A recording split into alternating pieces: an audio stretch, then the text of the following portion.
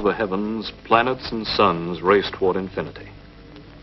Dead worlds and live worlds alike, separated by millions of light years. And yet, these members of the galaxy in this age of space travel have become interdependent, not only economically, but politically. This is the far-off galaxy of Magna Mater, the galaxy of dead planets, icy graveyard rolling through space, and each with a communication station. And now the Skyflash carrying Flash Gordon, Dale and Dr. Zarkov enters the outer rim of Magna Mater on a routine outer space patrol. Suddenly, all around them, the tranquil peace of these dead worlds is shattered. First, the dead planet Isis. Next, it was Osiris. Next came Mithra. And finally, Bacchus. And in the Sky Flash. I don't understand it. First Isis, then Osiris, Mithra and Bacchus shattering in space. It's weird, Doctor. Crazy. 4 planets blowing up in rapid succession. Why? Why should that happen? It seems to be some mysterious atomic force, Flash. Possibly a chain reaction operating from some central source. Well, it's about the last of the chain, Doctor. There's only one dead planet left, and that's Minerva. And there it is. Dead ahead. Dale, will you check the Geiger counter? We're coming into a very heavy radioactive dust fall, Doctor. Check its type. Yes, sir. Horizontal, 105. Vertical, 10. Why, it's radioactive dust from duranium. Duranium? Impossible. Why, Doctor? Is it indigenous to a particular area or planet of the galaxy out of this range? Yes, it's found only on Colossia. But it's not only that. Duranium was only discovered a few years ago, Flash. Dr. Zarkov made an extensive study of its properties for GBI research and analysis. I found it to be probably the most powerful fissionable material in the universe. And the slowest. What do you mean, the slowest? Well, unlike other nuclear materials, its fission is a slow, creeping process. We estimated that a bomb made of duranium would take over 1,200 years to explode. Then it couldn't be duranium, Dale. If it was a bomb that exploded those planets, it had to be put there in, let's see, 1953. I'll check again. No, it still comes out duranium. Something wrong on Minerva, too. I'd better contact the communication station. Skyflash Earth Patrol calling Minerva. Skyflash calling Minerva. Come in, Minerva. Come in. Minerva, come in. I can't get through. The communication station's out. What now? Let's move in, see if we can get a better look.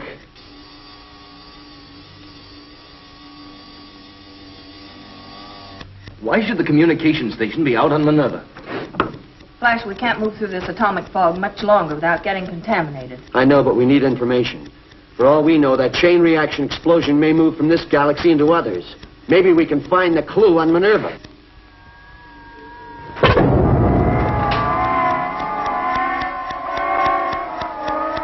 Minerva just exploded. That's the last of the galaxy. Let's get out of here. Report back to Earth.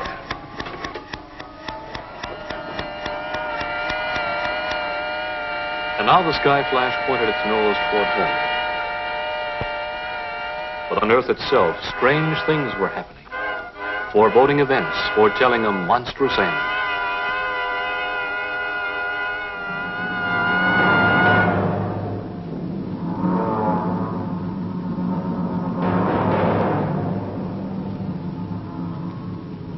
First, a series of freakish weather disturbances. And after that,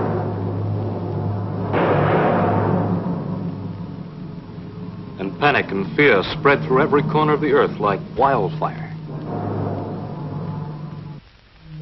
And at the Galactic Bureau of Investigation, Commissioner Herrick interrogates a strange captive picked up by Earth agents.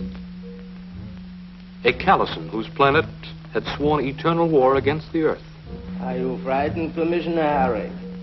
Those small explosions today that have destroyed cities, flattened mountains, inundated half a continent of your Earth. These are just teasers. These were just natural phenomena, not man-made. Fool. But why argue with you? In 1 hour, your precious Earth explodes. At 12 o'clock noon, there will no longer be an Earth to poison the galaxy. You're lying. You're trying to frighten us. Am I? Then look at the fate of Isis, Osiris, Mithra, Bacchus. They're all gone, blown into eternity. All right. I believe you. But do you want to stop it? Name your price. Price? What can you offer when in 1 hour there will be nothing? Avoid.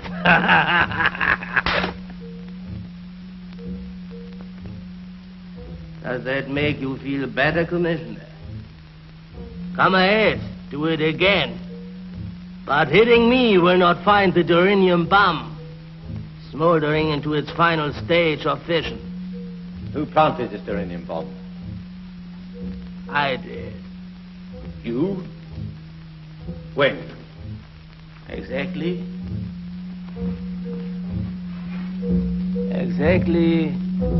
1,208 years, 5 months, 3 weeks, 1 day, 23 hours and 2 minutes ago. You speak the truth. You've stolen Dr. Zarkov's time machine.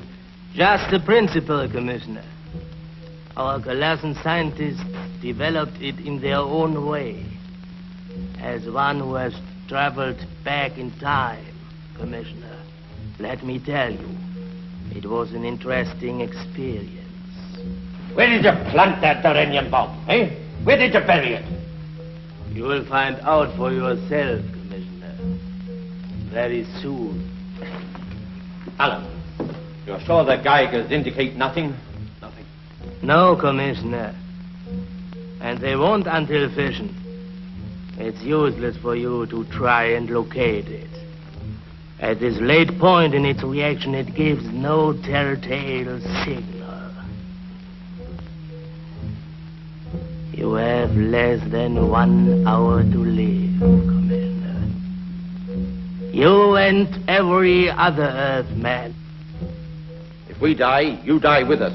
I am a Galactic patriot. To die in this cause is an honor. Alan. Yes, sir. Establish contact with the Sky Flash at once. It's cruising in the Magna Mater galaxy. If Flash Gordon or Dr. Zarkov don't come up with an answer... Calling Sky Flash. GBI headquarters. Calling Flash Gordon to the Sky Flash. Come in, Flash Gordon. That's the story. The whole story. Flash, Dr. Zarkov. We've got to figure out some way to find and deactivate the bomb. Otherwise, the Earth is doomed. There's less than 1 hour. A second after 12, and it'll be too late. There won't be an Earth to come back to. We're helpless up here. Completely helpless. Oh, Dr. Zarkov, there must be a way out. There must be. There's only one thing that I can think of. What is it? Lock the controls. Decelerate the ship below sonic speed. Come in here.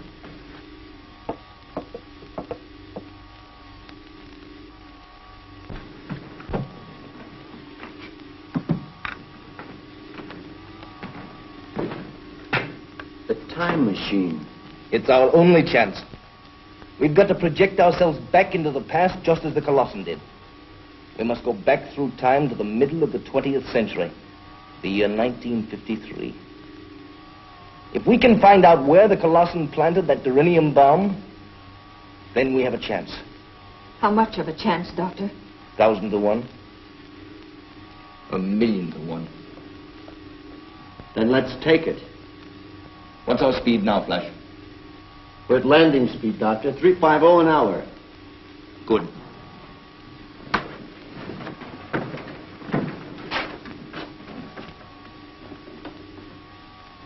Now I'm going to ask you both to hold on.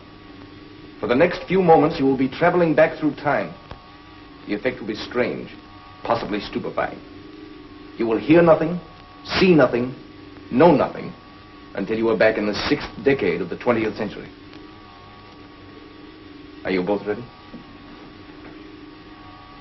Ready, Doctor.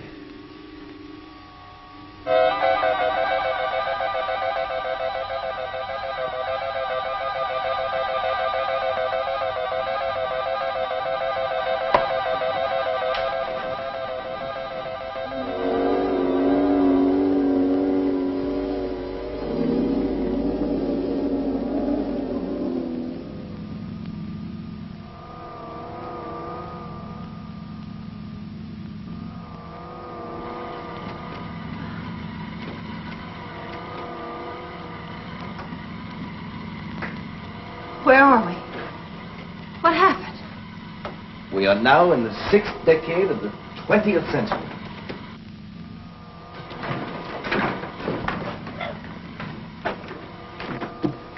There it is, Dale. The Earth as it looked 1,250 years before we were born. How strange it looks. It's some kind of a city, Doctor. I'm trying to check it in this book of ancient maps. From this description, that must be a place called Washington, the capital of an ancient nation called the United States. What's our direction? East by north. Another city coming up. That must be New York. New York? What a strange name. Dale, set the Geiger counter for Durinium and see if you can get me a reading. Yes, Dr. Zarkov. I am getting a reading, Doctor. The Durinium bomb is here, somewhere on Earth. Where, Dale? Can you locate it? Not quite. The signal is very weak, but it's a long distance from here, almost due east. No, Dale. East by north. And from the signal strength, I'd say over 3,000 miles away. East by north it is. Doctor, do you think we'll be able to exactly locate the Durinium bomb? I can only hope so, Dale. The Earth as we know it has only a half hour to live before it explodes. Well, there's nothing we can do until we cross the ocean. What kind of a world is it that we're going back to? Well, from what I remember of ancient history, it was very primitive. Just think, nobody ever reached a height of more than 15 miles. Well, it was primitive to our way of thinking, Dale. And they just scratched the surface of atomic research. And they had to build tremendous motors housed in gigantic buildings to run the machines they used in manufacturing. It does seem ridiculous when you consider that in our century, a motor the size of my fist has more power than the gigantic steam-driven turbines they used. What about the people? What are they like? They considered our Earth just as precious as we do. And most of them believed in freedom, peace, equality of opportunity. But I guess just like in our time, there are those who, for power, would make slaves of everybody else. Yes, I'm afraid so. But they didn't have our tools to fight them with. And the women, Dr. Zarkov, what were they like? Well, instead of filling their heads full of knowledge about astrophysics, atomic research, electronic phenomena, like a certain young lady we know. Yes, well, what did they do? Sit home and knit? Well, I wouldn't say that was all they did. But they certainly knew their way around a kitchen better than they did around a laboratory. Strange craft at 2 o'clock. Oh. In a moment, we'll be able to see it out the light window. Let's see. What is that clumsy craft, Doctor? That's an aeroplane. Did you see the way it was pulled through the air by those gigantic egg beaters? I'll bet it couldn't do more than 300 miles per hour. No wonder they didn't cruise around in outer space. A clumsy craft like that would have trouble getting off the ground. That thing on the water's even funnier than the airplane. Yeah, that was a ship. You see, air travel was only about 50 years old at this time. And a great deal of travel over land and water was still popular. What a world to live in. Yes. As Dale said, primitive. But a world. Something we won't have to go back to unless we find that Durinium bomb. And quickly.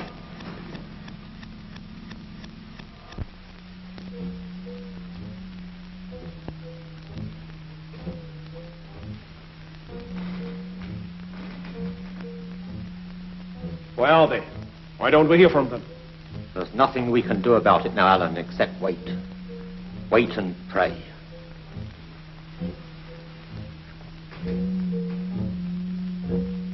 Land coming up, Doctor. 11:35. It took us exactly 5 minutes to cross the ocean. City coming up at 2 o'clock, Doctor.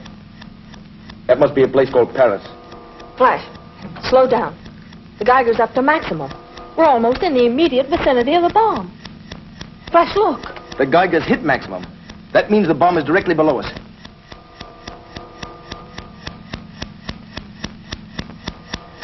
It must be someplace in that city. What's the name? Berlin. Finding the bomb there is going to be like searching for a neutron in a molecule. We can find it with this. The question is, can we find it in time? Flash, is there someplace we can land? There's a clearing below. We can hide the ship there for a while. Good. The inhabitants may be hostile. And that's true. If we don't find that bomb in 20 minutes, it will be all over. We'll find it. We've got to find it. Hang on, 20th century. Here we come. Landing positions, everybody. The Sky Flash has landed in the forest outside of Berlin, having with its occupants, Flash Gordon, Dale Arden, and Dr. Zarkov, been projected by the time machine 1,250 years back through time to Berlin, with only 20 minutes remaining for the Earth to exist. Commissioner Herrick, pinning all of his hopes on Flash Gordon, waits tensely, while the Callison who planted the Earth-destroying bomb sits calmly by. All over Berlin, people have seen a strange object spinning and glittering in the sky. It is thought that this weird visitation from some other planet has landed somewhere in the outskirts of Berlin. Reports from Paris and New York also indicate that this flying pencil, or whatever it is, was sighted in those areas. Meanwhile, the people of Berlin wait in dread and terror for what will come next.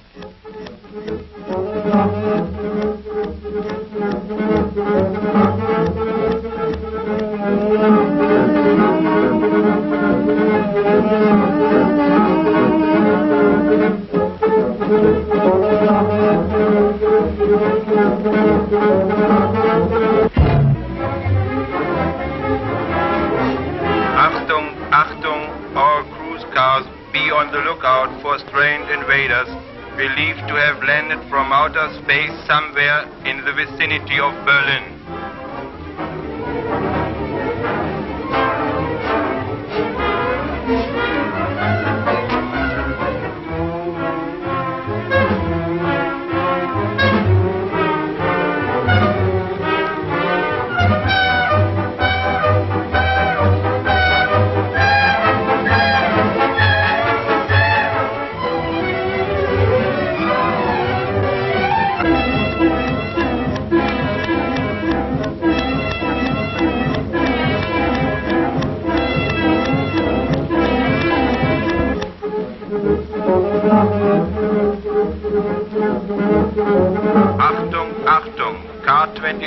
Car 28. A telephone report claims a green and white delivery truck heading for Amzow section, sighted on Townsendstraße. It is believed car has been commandeered by a bearded giant and a blonde giant from outer space. Apprehend and arrest them. If they resist, shoot to kill.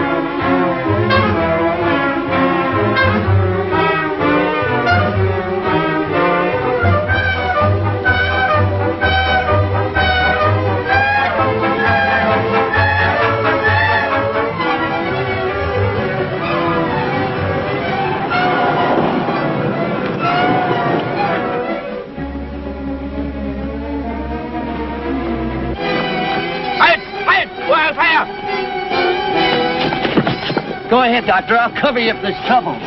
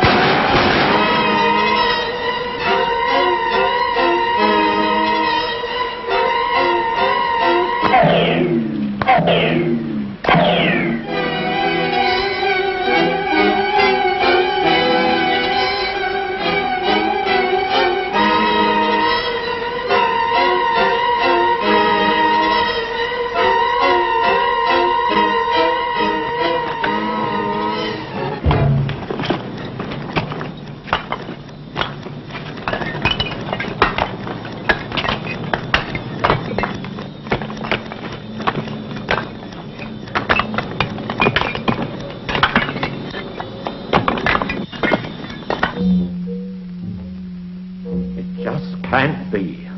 8 seconds now. Count that.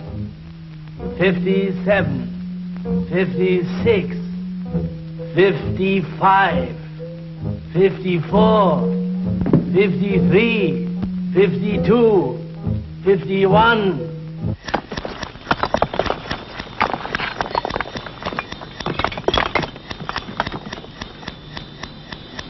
Hurry, Flash.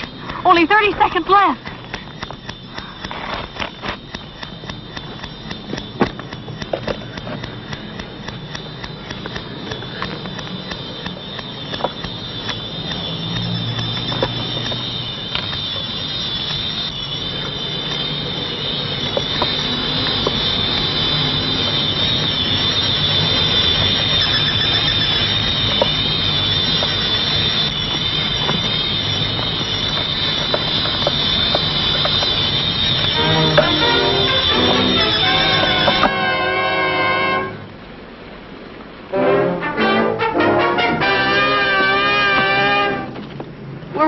Doctor?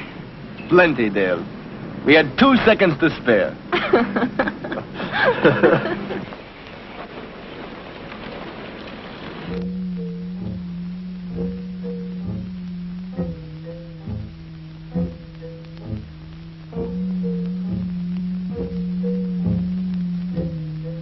It looks as though this tired old world will still be around for a while. Yes. Whatever Flash did, it worked.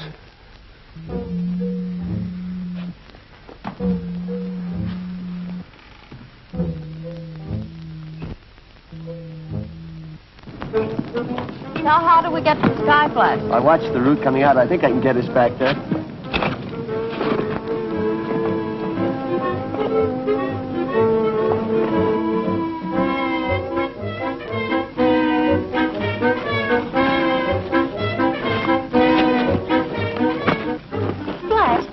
Stay here in our ancestors' time for a few days. It should be fun telling them everything that's going to happen to them for the next 1,200 years. Fun? Well, maybe for us, Dale, but not for them. It is the mystery of the future that provides the challenge for men to make history. Take that away, and there's no reason for dreams, ambition, discovery. Well, I hadn't thought of it that way. You're right, of course, but, well, it would have been fun to meet my great multiplied by 100 grandfather. And a few hours later, as night falls on Berlin, into the starlit sky flashes a silvery streak. Suddenly, it stops. It seems to hang for a moment, suspended in air. Then, before the eyes of a few stargazers and lovers who observed it, the sky flash disappeared into the future from whence it came.